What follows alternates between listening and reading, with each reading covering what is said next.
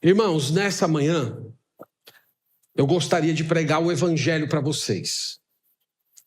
O Evangelho não é uma mensagem apenas para as pessoas que ainda não se converteram. O Evangelho é uma mensagem que todo crente precisa recordar periodicamente. O apóstolo Paulo, escrevendo aos Coríntios, ele disse: irmãos, eu venho lembrar-vos o Evangelho. E nós precisamos periodicamente, aliás, todos os dias, nós deveremos ter esse exercício de lembrar a mensagem do Evangelho e pregar esta mensagem gloriosa para nós mesmos.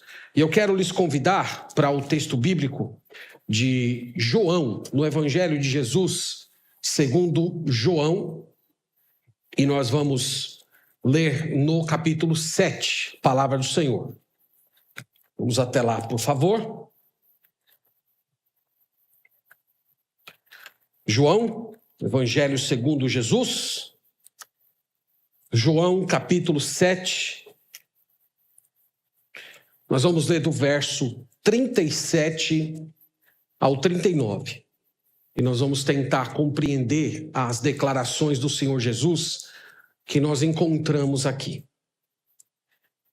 Então, João capítulo 7, do verso 37 ao 39. Vamos ler todos juntos, irmãos? Está aí na projeção? Então vamos ler uma só voz a palavra do Senhor. No último dia, o grande dia da festa, levantou-se Jesus e exclamou: se alguém tem sede, venha a mim e beba. Quem crer em mim, como diz a Escritura, do seu interior fluirão rios de água viva. Isto ele disse com respeito ao Espírito que haviam de receber os que nele crescem, pois o Espírito até aquele momento não fora dado, porque Jesus não havia sido glorificado. Amém. Amém. Meus irmãos, essa é uma das declarações mais poderosas do Senhor Jesus. Toda a Escritura é inspirada por Deus, mas há certos versículos que são tão ricos, que são como se eles tivessem tudo. E esse texto é um deles. As palavras do Senhor Jesus foram ditas em Jerusalém. Jerusalém, todos vocês sabem, a metrópole do judaísmo e a fortaleza dos sacerdotes, escribas, fariseus e saduceus.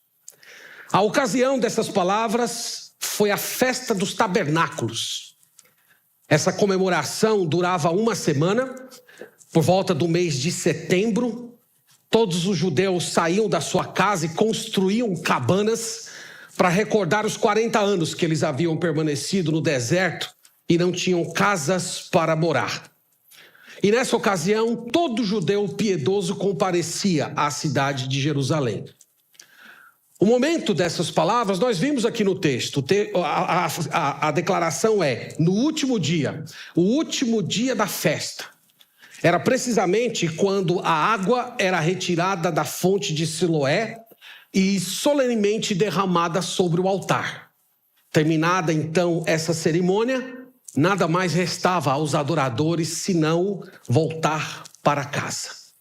E foi nessa ocasião que Jesus disse essas palavras: se alguém crer em mim, como diz a Escritura, do seu interior fluirão rios de água viva. Então você imagina lá os sacerdotes derramando água sobre o altar, enquanto Jesus dizia que a água que de fato mata a nossa sede interior é Ele mesmo.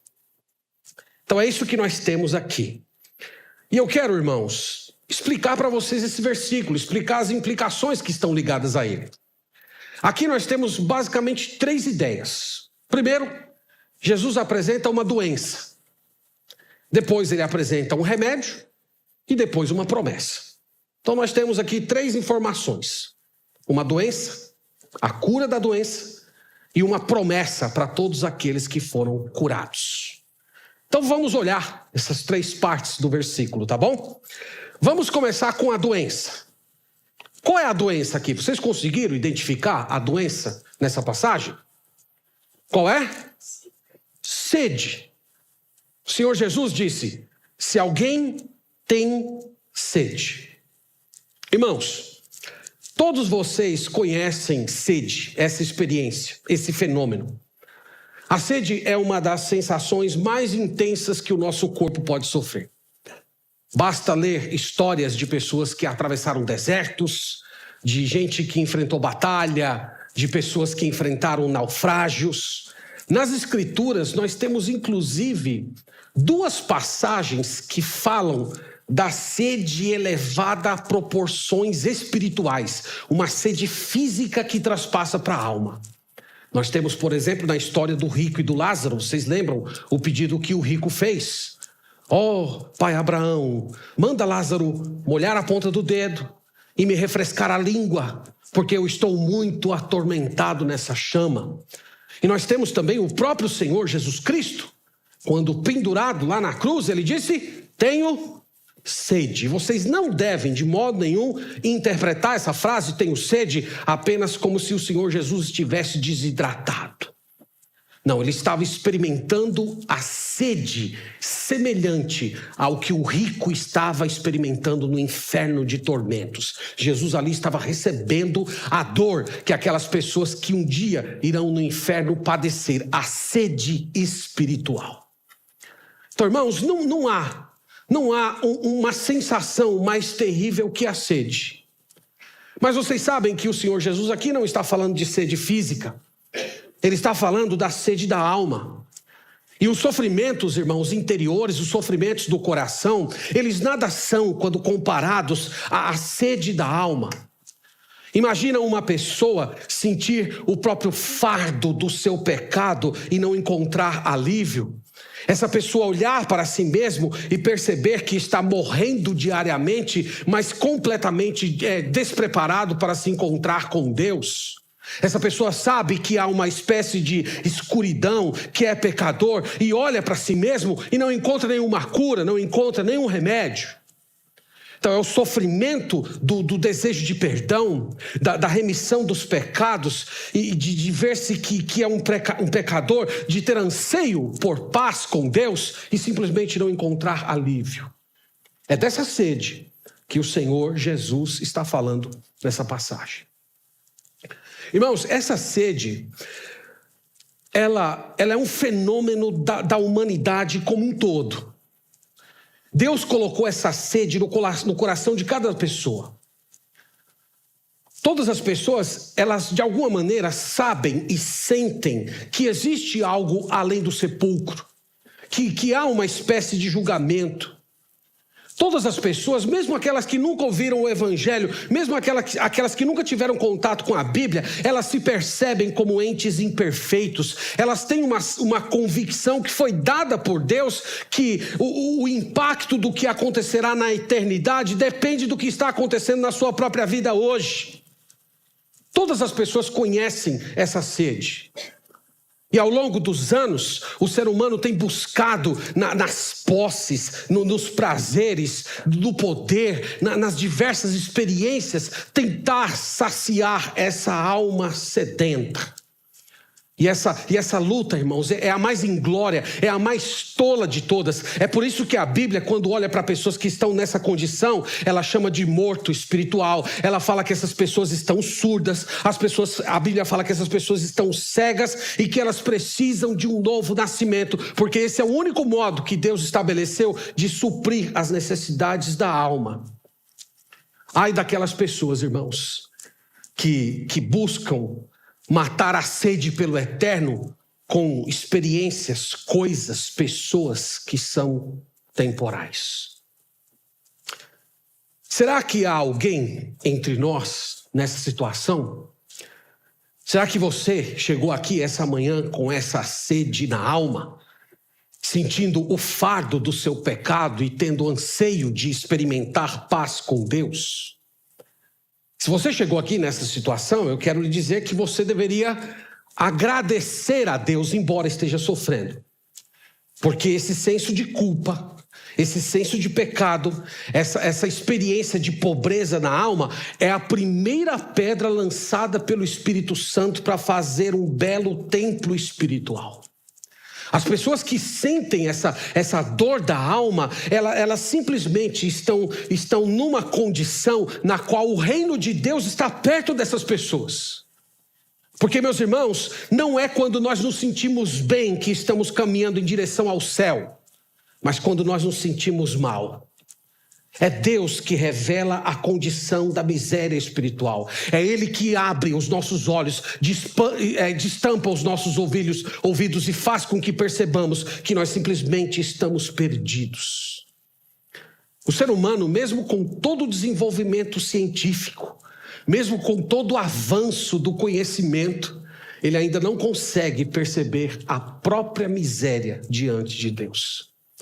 Então, se você sente essa sede, há notícias boas para você. Deus está operando no seu coração. Isso, irmãos, nos leva à segunda ideia que eu quero olhar com vocês. Nós vimos que há uma doença. A doença é a sede. E nós temos um remédio. Quem é o remédio aqui, meus irmãos, na passagem? O remédio é o Senhor Jesus. Nós acabamos de ler. Se alguém tem sede, o que é que tem que fazer? Venha a mim e beba. Irmãos, essa frase, ela é simples. Ela é uma frase que até uma criança pode compreender. Mas não se iluda, porque embora seja uma frase tão simples, ela não é simplória. Ela é cheia de significado espiritual. Há muitas informações bíblicas profundíssimas nessa passagem aqui. E ela simplesmente tem um valor incalculável para a gente. Mas o grande bem dessa frase é mostrar como é que o nosso problema com Deus pode ser resolvido. Porque a Bíblia fala que há uma separação, há uma inimizade entre nós e o Senhor. E nós precisamos ser reconciliados com Ele. E esse texto aqui mostra como.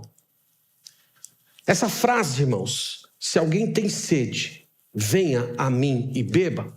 Ela faz parte de um conjunto de frases que João simplesmente organizou no seu livro, que apresentam Jesus como sendo a solução de tudo.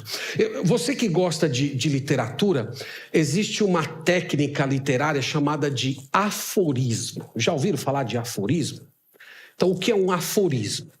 Um aforismo é uma declaração curta, mas que tem tudo. João é um mestre de aforismos. Esse texto aqui é um deles. Eu queria só olhar com vocês alguns que tem em João. No capítulo 6, volte aí um pouquinho. Capítulo 6, versículo 35. Olha aí mais um aforismo glorioso de Jesus Cristo. Declarou-lhes, pois, Jesus. Qual é a frase? Eu sou o pão da vida. Aqui é um aforismo. Eu sou o pão da vida. Tudo está nesse versículo. A pessoa que simplesmente pela fé se alimenta de Jesus, ela está completa. Ela tem tudo que ela precisa para esse mundo e para o próximo mundo. E João explica, o que vem a mim jamais terá fome, e o que crê em mim jamais terá sede. Vá para o capítulo 8. Mais um aforismo glorioso do Senhor Jesus Cristo nos lábios ou na pena da caneta de João. João agora capítulo 8, no versículo 12, nós lemos assim: de novo lhes falava Jesus dizendo, eu sou a luz do mundo. Novamente, irmãos, uma pessoa que experimenta Jesus como sendo a luz da sua vida e da sua história, essa pessoa simplesmente tem tudo. Mesmo que ela não entenda mais nada, ela tem tudo o que ela precisa. Quem me segue não andará em trevas, pelo contrário, terá a luz da vida. Agora no capítulo 10, no versículo 9, mais um aforismo glorioso do Senhor Jesus. Ele diz, eu sou a porta. Então, se alguém entrar por mim, será salvo, entrará, sairá e achará pastagem. Então, João, irmãos, ele simplesmente coleciona Essas frasezinhas curtas, mas que simplesmente têm tudo. Você que tem vontade de evangelizar as pessoas, aqui está um bom lugar para você começar. A partir dessa frase, você pode mostrar que o homem não está nessa condição, portanto ele é pecador, e você pode indicar Jesus como sendo a solução. Mas tornando aqui para o nosso texto, nós temos o outro aforismo de Jesus, onde ele diz: se alguém tem sede, venha a mim e beba. O que significam, irmãos, essas palavras? Qual é a essência do Senhor Jesus, do ensino de Jesus nesse versículo? Esse versículo simplesmente está falando que Cristo é a fonte da água viva que Deus providenciou para a nossa alma sedenta. Que em Cristo Jesus, ele sendo o nosso substituto, sendo o nosso redentor, que foi crucificado pelos nossos pecados e ressuscitou por causa da nossa justificação, existe um suprimento infinito de tudo aquilo que nós precisamos: perdão, absolvição, misericórdia, graça, paz, conforto, esperança. E o Senhor Jesus, meus irmãos, adquiriu essa provisão infinita por meio do seu sangue. Foi derramando a sua vida naquela cruz, foi através das gotas do seu sangue que ele comprou por nós. Ele é o nosso substituto, é o justo no lugar dos injustos. Ele morreu, conforme diz 1 Pedro, para conduzir-nos a Deus. E por ele ter feito essa obra maravilhosa, ele é o doador da água da vida para todo aquele que tem sede. Ele simplesmente tem prazer em derramar abundantemente da vida, da paz. E é por isso que ele diz: se alguém tem sede, venha a mim e beba. É isso, irmãos, que significa essas palavras tão gloriosas. Agora, algumas pessoas precisam ser advertidas quanto à maneira de se aproximar dessa fonte da vida. Há algumas confusões com respeito a isso. Há algumas pessoas, por exemplo, que confundem tomar da água viva com vir à igreja. Algumas pessoas simplesmente se contentam com isso. É claro que vir à igreja é absolutamente importante, mas Jesus não está falando aqui simplesmente de você frequentar a igreja e evitar pecados grosseiros. Tem muitas pessoas que resumem a vida cristã a isso: eu vou à igreja todo domingo e eu não vivo fazendo coisas erradas, eu nunca matei ninguém, eu nunca roubei ninguém, eu estou procurando fazer o bem. Jesus não está falando disso. Jesus disse, e Jesus está usando essas palavras para dizer: é preciso ter um relacionamento pessoal com Ele. É preciso ter uma convivência, uma comunhão com Jesus profunda, na qual Ele é o seu Salvador. Ele morreu pelos seus pecados e você se apropriou disso pela fé. E você vive para obedecê-lo, amá-lo e servi-lo. Então é isso que significa isso. É o que significam essas palavras. Não é simplesmente vir à igreja. Também ele está falando, irmãos, dessa ida até Ele para nos saciar como algo que deve ser feito imediatamente. Se alguém tem sede, venha. Então, se você tem sede, não é para adiar para amanhã. Não é para você esperar o melhor momento. Não é simplesmente você achar que você precisa corrigir algumas coisas na sua vida antes de você vir a Ele. Não é simplesmente você achar que há algumas coisas que você precisa desfrutar ainda na sua vida para que você dê esse passo de fé em direção a Ele. Não é isso. Ele está falando de algo decidido, imediato. Irmãos, o inferno é um lugar terrível e está cheio de pessoas que um dia pretenderam ir até Jesus, mas nunca foram. Então ele está falando de algo imediato. O outro ponto importante é que essa ida até Jesus tem de ser marcada pela fé. Isso é absolutamente fundamental, irmãos. É preciso crer que isso aqui é verdade. É preciso crer que Ele é a porta. É preciso crer que Ele é o pão da vida. É preciso crer que Ele é a luz do mundo. Mas não somente que Ele morreu fazendo uma provisão geral, mas que Ele fez por mim. Eu creio que Ele me satisfaz. Essa é a fé salvadora. A fé salvadora, ela não é uma obra. É simplesmente uma declaração de falência. Eu não tenho condições de me salvar. Eu não tenho condições de prover a necessidade da minha alma. Eu preciso estender as minhas mãos vazias, como o necessitado faz para alguém que está oferecendo um dom, um presente, um alimento, seja lá o que for. Todos os benefícios de Cristo são recebidos pela fé. Então as pessoas vão a Cristo e só bebem, só experimentam isso se elas chegarem crendo de todo o seu coração. Como eu disse, irmãos, no início, essa mensagem é simples, mas é espantoso pensar como as pessoas resistem a ela. Se eu chegasse aqui nesse púlpito e dissesse assim, que para ser sal seria necessário você fazer realizar um feito grandioso, que você teria que fazer uma mortificação profunda do seu corpo, ou uma peregrinação longínqua, ou entregar os seus bens para os pobres, tenho certeza, irmão, de pronto, muita gente faria isso. Mas chegue para essas mesmas pessoas e diga assim, você não precisa fazer nada, porque Cristo já fez tudo. Você simplesmente precisa se reconhecer como pecador, falido, necessitado, perdido, condenado, e se agarrar a Cristo como sendo a única provisão de Deus que o Senhor colocou para a satisfação de todas as suas necessidades. Aí as pessoas resistem. As pessoas resistem a isso. Já tive essa experiência muitas vezes. Mas é só isso? É só crer? Eu tenho que fazer nada? E a minha contribuição? E o faça a tua parte que eu te ajudarei? Onde é que fica? Eu não sei onde é que as pessoas colocaram esse versículo aí na Bíblia. Eu sempre acho que é na Bíblia do Testemunho de Jeová que está esse tipo de coisa. As pessoas resistem, irmãos, à gratuidade do Evangelho.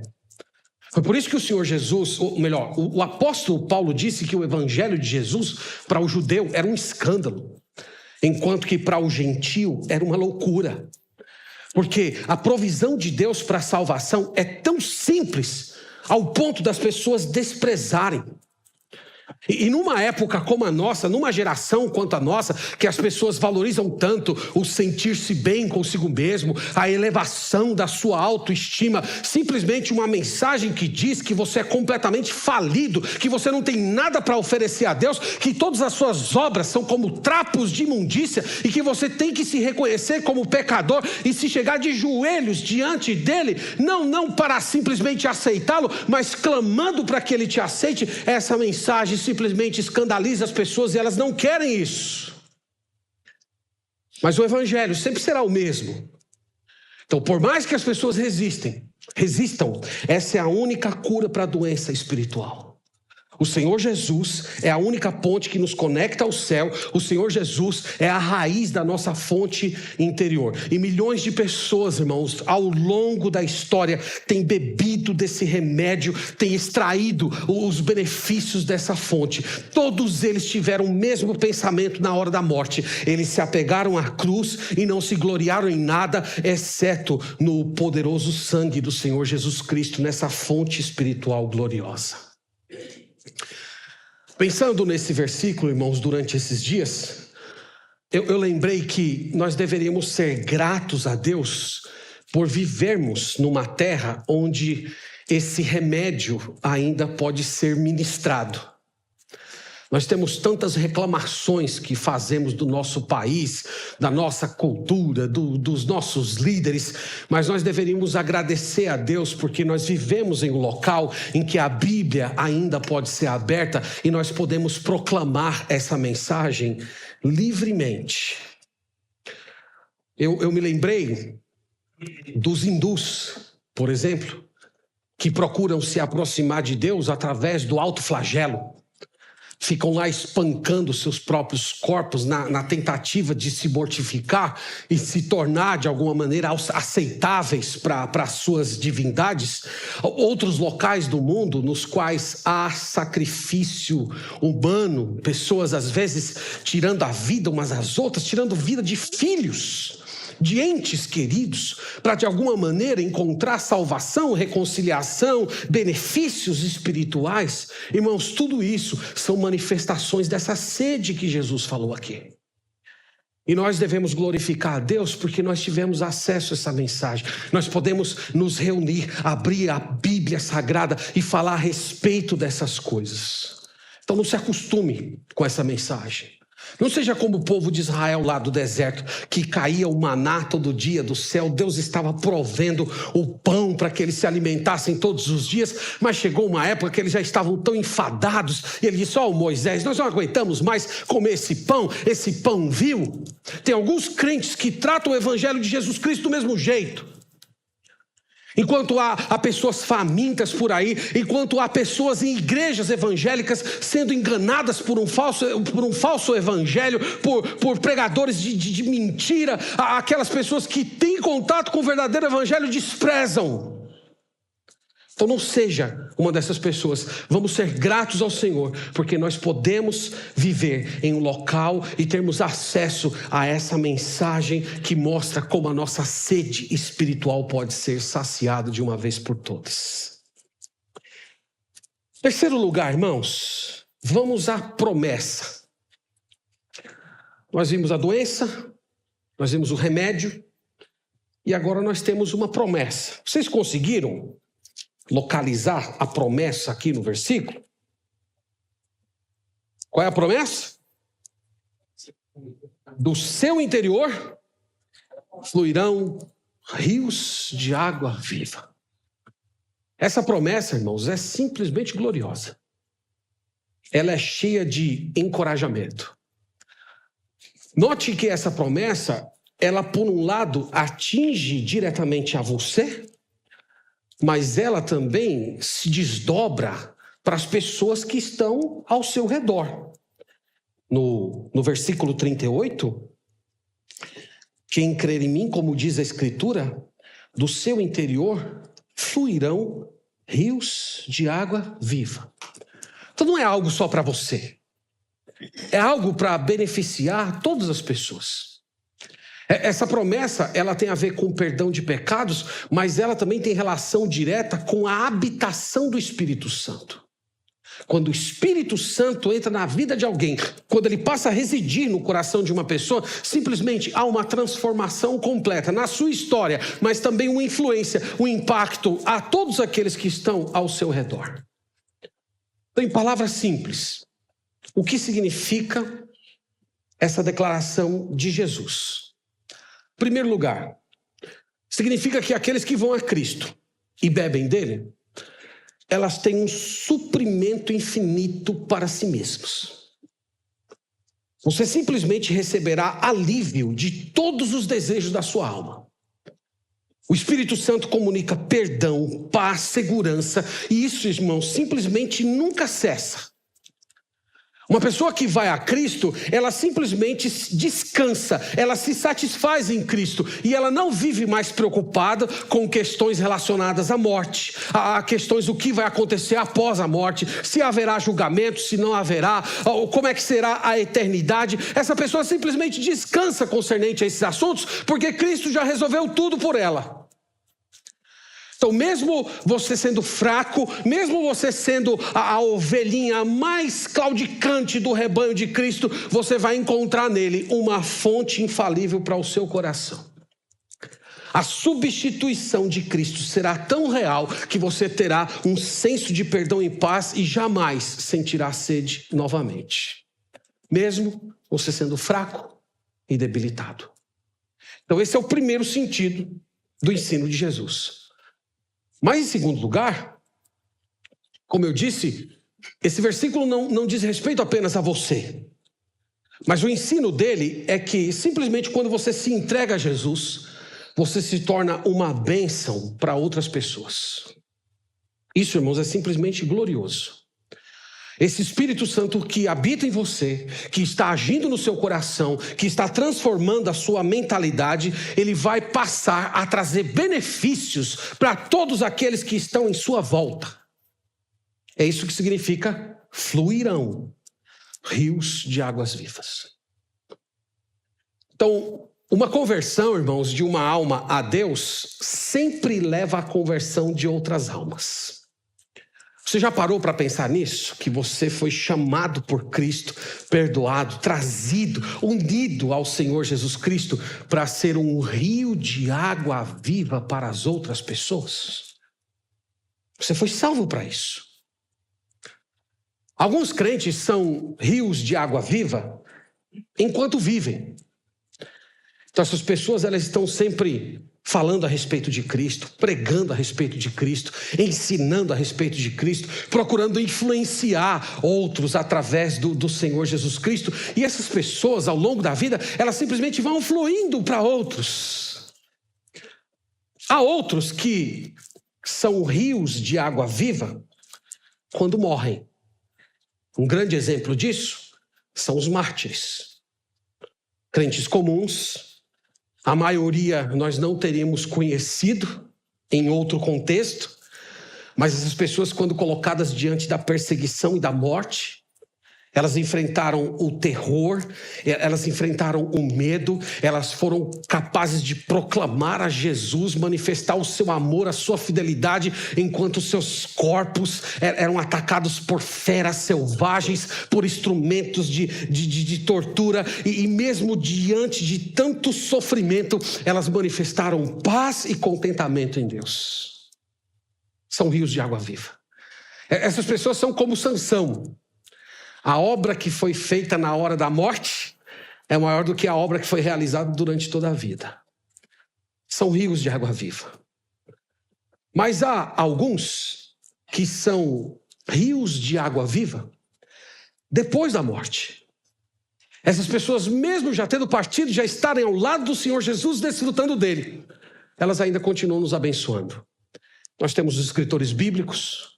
Nós temos um autor chamado John Bunyan, que escreveu que livro?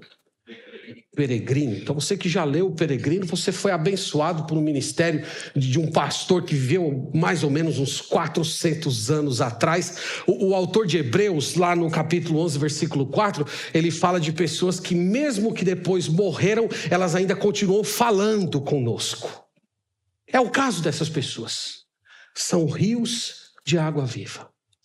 Há outros que são rios de água viva por causa da sua conduta, do seu comportamento. Esses crentes, às vezes, eles têm um temperamento um pouco mais tímido, eles são silenciosos, eles às vezes passam despercebidos nas multidões, eles não fazem nenhum tipo de alarde, mas eles abençoam as almas daqueles que estão ao redor, com exemplos de amor, de bondade, de paciência, de altruísmo. Deus vai utilizando essas virtudes para lançar sementes de fé no coração das pessoas, e simplesmente as pessoas vêm a Cristo por causa do exemplo daquela pessoa.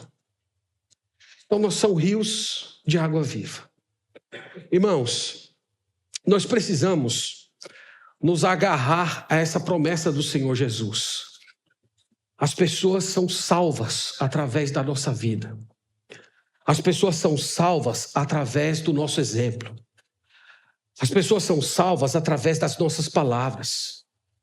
Deus nos chamou para frutificarmos, o Senhor nos chamou para sermos rios de água viva para os outros. Nós temos que viver, trabalhar, orar, sempre mantendo isso em mente. O Senhor me chamou para que vidas sejam influenciadas pelo Evangelho Santo. Deus faz isso em você, Deus faz isso através de você, Deus faz isso dentro da sua casa, Deus faz isso com os seus filhos, Deus faz isso com aquele familiar que você tem achado de coração duro, que muitas vezes você já até perdeu a esperança concernente a ele. O Senhor opera. Vamos nos apegar a isso, irmãos. Poucas pessoas irão para o céu sozinhas. Poucas pessoas. O Senhor nos salvou para levar sempre uma comunidade de regenerados com ele para um novo céus e nova terra. Caminhando aqui para as minhas palavras finais, eu gostaria de me dirigir àqueles que ainda não entregaram a vida ao Senhor Jesus. Você já experimentou essa sede espiritual? Você já se preocupou com a situação da sua alma? É triste dizer, meus irmãos, mas há milhares de pessoas que frequentam as igrejas e que nunca perceberam seus próprios pecados. É como se a cobiça das coisas desse mundo, as paixões, os pecados, sufocassem essa sede espiritual. É como se a pessoa tivesse desejo por uma água pura, mas ela vive bebendo água de esgoto. E aquela satisfação suja faz com que, de alguma maneira, ela ache que não precisa de mais nada. Eu espero que nessa manhã Deus desperte o seu coração. Que você sinta sede de perdão, sede de vida nova, sede de reconciliação com Deus. E eu quero lhe dizer, respeitosamente, mas não posso deixar de te falar, que se você ignorar isso, que se você ignorar essa palavra, que se você ignorar essa verdade, você um dia vai sentir sede espiritual, mas não será mais nesse mundo, será no inferno de tormentos. Você é completamente responsável diante de Deus. Se você está aqui hoje ouvindo essa palavra e você simplesmente saindo daqui vai desconectar tudo que você ouviu, esquecer, saiba que diante de Deus isso não vai passar despercebido. Essas palavras serão cobradas diante de você. Hoje, diante do Senhor, você é muito mais responsável do que entrou. Aliás, eu até queria te dizer que seria muito melhor que você não tivesse entrado aqui para ouvir essas palavras hoje do que ouvi-las e simplesmente desprezá-las. Porque se você ignorar a sede hoje, vai haver a sede futura. Aquela sede que o rico experimentou no inferno de tormentos. E lá não havia mais nenhuma oportunidade de salvação. Eu oro para que o Senhor faça você compreender essa mensagem e que você aceite o convite de Jesus. Se alguém tem sede, alguém, pode ser qualquer pessoa. Pode ser rico, pobre, pode ser culto, inculto, pode ser uma pessoa ilustre ou alguém humilde. Não importa o tipo de pessoa. Se você tem sede, a mão do Redentor está em sua direção hoje. Para você receber paz, saciedade espiritual e ter vida transformada. Pare de dar desculpas. As pessoas vivem dando desculpas. Eu vou deixar isso para depois. Eu acho que eu preciso fazer isso mesmo, mas eu tenho que resolver algumas coisas. Outros dizem, eu não sei como fazer isso. Eu já escutei isso uma vez. Eu não sei como fazer isso. Ora, irmãos, você precisa ensinar uma pessoa que está se afogando a estender as mãos? Você precisa ensinar alguém que está cansado a se deitar e dormir? Pare de dar desculpas. Venha até o Senhor Jesus Cristo e você será satisfeito para todo sempre. E para você que já entregou a sua vida a Jesus e que já entregou e que já experimentou alívio nele, tem uma palavra importante para você. Venha para mais perto dessa fonte gloriosa. Quanto maior for a sua comunhão com Deus, mais dádivas espirituais você receberá. Quanto mais perto de Cristo, mais conforto, mais alegria, mais santidade, mais crescimento espiritual você vai experimentar. Então o apelo é, se você bebeu, continue bebendo, beba mais. Quanto mais perto de Cristo, quanto mais bebendo dele, mais você vai jorrar na vida das outras pessoas. Irmãos, é verdade que enquanto estamos nesse mundo, nós nunca vamos experimentar tudo que nós poderíamos na sua plenitude. Nós não conseguimos beber o quanto gostaríamos dessa fonte espiritual gloriosa. Mas vamos lembrar que o Senhor Jesus Cristo está voltando. E mais um pouco, irmãos, nós vamos encerrar nossa jornada. Nós vamos voltar para casa. E simplesmente nessa ocasião solene, nós vamos experimentar descanso glorioso, esquecer de todas as nossas fadigas. Enquanto nós estamos aqui, o nosso descanso é parcial. Mas quando nós fecharmos os nossos olhos para esse mundo e despertarmos ao lado de Cristo, nós beberemos dos rios das alegrias em Cristo eternamente e nunca mais teremos sede. Essa é a nossa grande esperança, irmãos. É o nosso grande desejo.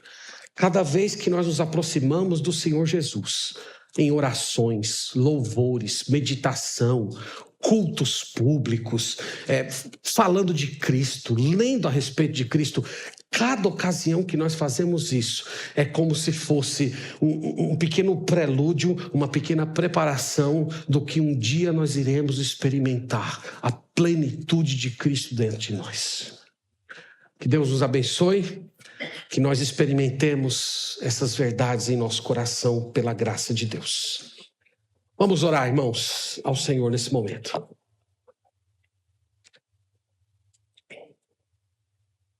Te agradecemos, Senhor, pela Tua palavra. Ela é maravilhosa para nós. Te agradecemos por ouvirmos a mensagem do Evangelho de tantas formas gloriosas, como essa que lemos hoje. De sabermos e sentirmos que o Senhor Jesus é a fonte espiritual que satisfaz todas as nossas necessidades interiores. Eu oro, Senhor, nessa manhã pelas pessoas que ainda não creram, para que elas se voltem para o Senhor, sejam perdoadas, salvas. Que o Senhor faça com que elas sintam essa sede espiritual de perdão, de reconciliação, de mudança de vida. E que elas venham a Cristo e pela fé experimentem a saciedade espiritual. Oro, Senhor, por aqueles que já creram, para que continuem se aproximando do Senhor, indo a essa fonte todos os dias, bebendo dos dons, das dádivas, dos benefícios que Cristo bondosamente nos dá. E nos ajude, Senhor, a sermos rios de água viva para todas aquelas pessoas que estão ao nosso redor. Ajude a esposa cristã a ser rio de água viva para o seu marido que ainda não creu. Ajude os pais crentes a serem rios de água viva para os filhos que ainda não creram. Para os irmãos, para os pais, para os amigos, para os vizinhos, para os colegas de trabalho. Ajude-nos, Senhor, a não somente bebermos desse benefício, mas sermos instrumentos do Teu Espírito Santo para comunicar essas verdades gloriosas a todos aqueles que o Senhor colocar em nosso caminho. Ajude-nos, Pai. Nós oramos no nome do Senhor Jesus. Amém.